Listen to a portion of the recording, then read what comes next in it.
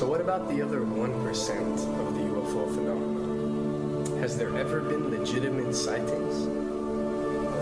As promised, we're going to cover this 1% in a future episode. But I'll share with you something a wise man once shared with me.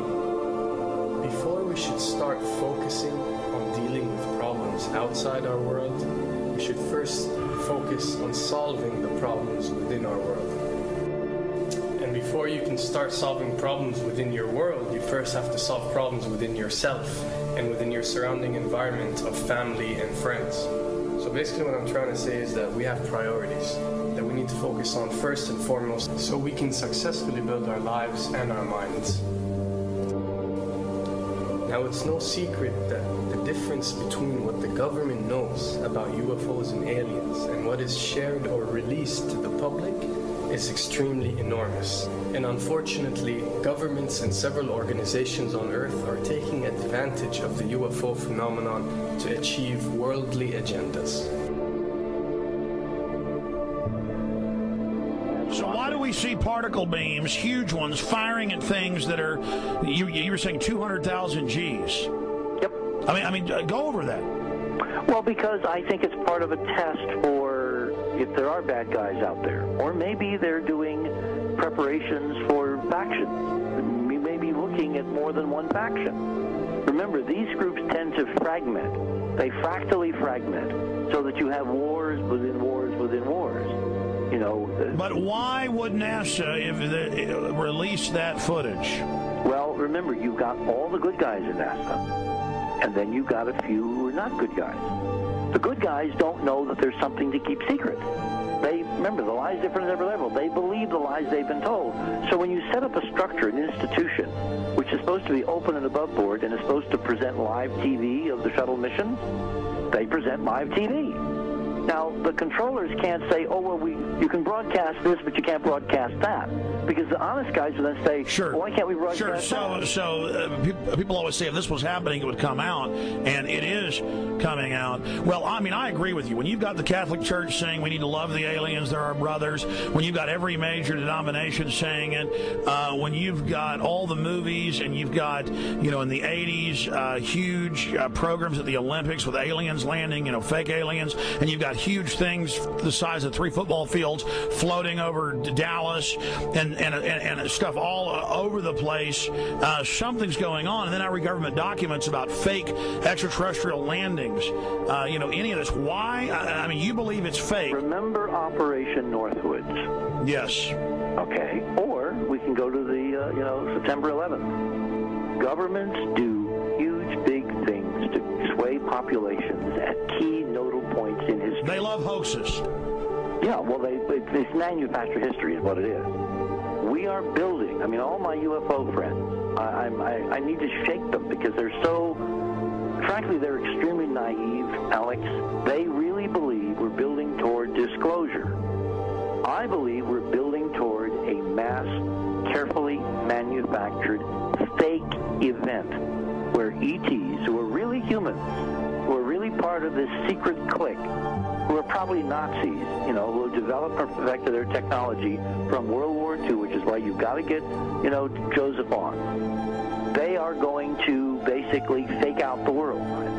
And there's an incredible window on the Nazi black ops programs, the compartmentalized, incredible high technology efforts that were being funded by the Nazi war machine, particularly toward the end of the war in a desperate effort to win the war, and they fastened their hopes on several key technologies, some of which appear to be the control of gravity itself, which again is a separate piece of data from my work, which came at this from a hyperdimensional physics perspective. I mean, we know there's a lot of suppressed technology. I mean, 20 years after the B-2 bomber was already in service, they declassify it. So we have a lot of cases of that. We know there's a whole shadow government. This is technology in physics, Alex, that would make anything you think you know like a candle flame compared to a hydrogen bomb. This is a physics that literally allows you to rearrange time.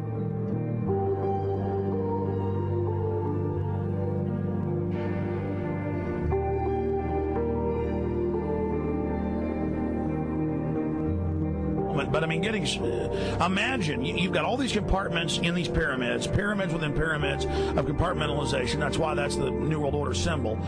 And I mean, we don't know what they've got because they are so secret. We know they lie so much. We just know it's advanced. Mainline scientists say they're 30 years advanced. So Richard C. Hoagland, what I'm saying to you is, I'm entertaining what you're saying. I respect you. I think you're a great guy. My only issue is, like you said, dealing with what we know they could be up to. The fact, Alex, we have done experiments. We have our own data. We have experiments now from the Soviet Union. 30, 40 years when the Iron Curtain came down, when Glasnost finally prevailed, a huge amount of stuff was declassified from the KGB as well. And we now have put this data together. We not only know what the physics is, we know what it can do, we know what it's based on, we know how to make it work. We've seen in our own experiments ample evidence. We've seen experiments across the American landscape and even in Europe that vindicate various parts of this. And the latest thing I'm working on, it looks like von Braun himself was deeply involved in some of this early physics experimentation, but they're keeping all the good stuff for themselves. The reason is that if we got access to the good stuff, if we got access to the technologies, the energy, we wouldn't be worried about $4, $5 a gallon gas or $10 a gallon gas. We would live like people are supposed to live, all 6 billion of us who could live lightly on the earth, Alex, with this technology. And live longer. Absolutely, and better, and you could live to 200-300 and have the virility of your 20s and 30s. There's extraordinary medical breakthroughs, there's extraordinary physics breakthroughs, technology breakthroughs, energy. It's all been kept away. Think about it. We're already on a planet hurtling through space, all these wonders around you, and you've been taught it's bizarre to question, and that's because there's so many kooks in the alternative movement who do talk about ridiculous, Hollywood-style green men, instead of really looking at the shadow government and all these crazy secret societies that are admittedly running NASA and the shadow government. Now, ladies and gentlemen, during this talk that I'm going to give you, I'm going to explain to you the history of this phenomenon, who the secret government really is, and I will name them by name, the beginning group, the study group. I will tell you who they are today. I'm going to tell you what this is all about. I'm going to tell you who's selling drugs to your children, and I'm going to tell you why the United States government is afraid for you to find out what the truth is regarding UFOs.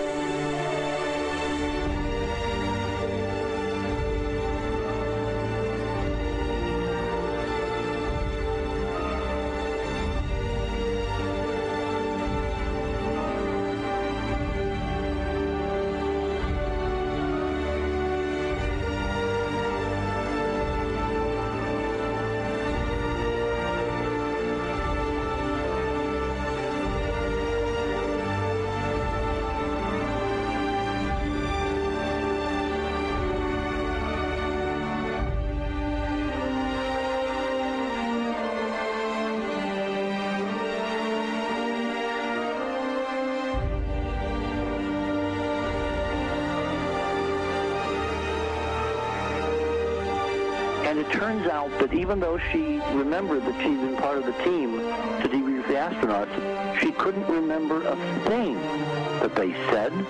She couldn't remember why she no longer was working with NASA. She couldn't remember. In other words, her memory lapses were enormous, and I don't think they were feigned, because we now found the same pattern in all the flight crews. Because the awful truth, Alex, is they have been brainwashed. They have been mind controlled. They have had a technology, a very sophisticated technology, which took away the real missions that they experienced.